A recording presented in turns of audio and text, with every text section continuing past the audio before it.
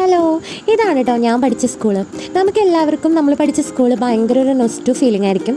എനിക്കതുപോലെ തന്നെയാണ്. ഞാൻ ചെറിയ കുട്ടിയായിരുന്ന സമയത്ത് 4th വരെ പഠിച്ചൊരു സ്കൂളാണ് കേട്ടോ ഇത്. ഇവിടെ ഇപ്പോഴും പ്രത്യേകിച്ച് മാറ്റമൊന്നും വന്നിട്ടില്ല. എല്ലാവരുടെയും ഫുള്ള് പെയിൻ്റ് അടിച്ചു. പിന്നെ ദേ മുറ്റം മുഴുവൻ ഇൻ്റർലോക്ക് ഇട്ടു.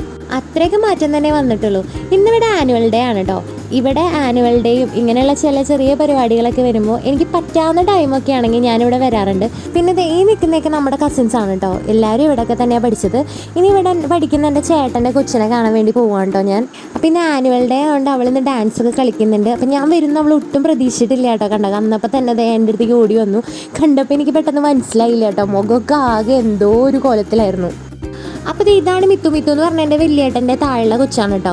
അവളുടെ ക്ലാസ്സിൽ പഠിക്കുന്ന പയ്യന്മാരാണ് ഇതൊക്കെ. എല്ലാവരുമായിട്ട് ഞാൻ നല്ല കമ്പനി ആയിട്ടോ. എല്ലാവരും എൻ്റെ അടുത്ത് ചോദിക്കുന്നുണ്ടായിരുന്നു, ചേച്ചിക്ക് യൂട്യൂബ് ചാനലൊക്കെ ഉണ്ടോ, ചേച്ചിയുടെ യൂട്യൂബ് ചാനൽ പറയുമോ എന്നൊക്കെ ചോദിക്കുന്നുണ്ടായിരുന്നു. പിന്നെ എല്ലാവരുടെ പേരൊക്കെ ചോദിച്ചിരുന്നു കേട്ടോ, ഞാൻ മറന്നുപോയി.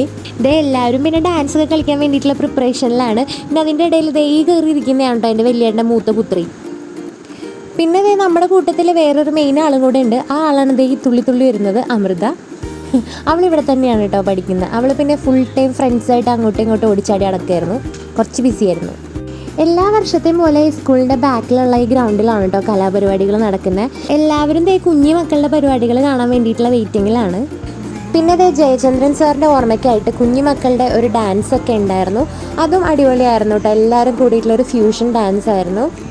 പിന്നെ ഈ ഫ്യൂഷൻ ഡാൻസിൽ നമ്മുടെ മിത്തു ഉണ്ട് കേട്ടോ. അമൃതയുടെ പരിപാടി വൈകിട്ടായിരുന്നു. അവളുടെ ബാൻഡ് സെറ്റായിരുന്നു. അത് നമുക്ക് കാണാൻ പറ്റിയില്ല. അപ്പോഴേക്കും നമുക്ക് എത്താനും പറ്റിയില്ല.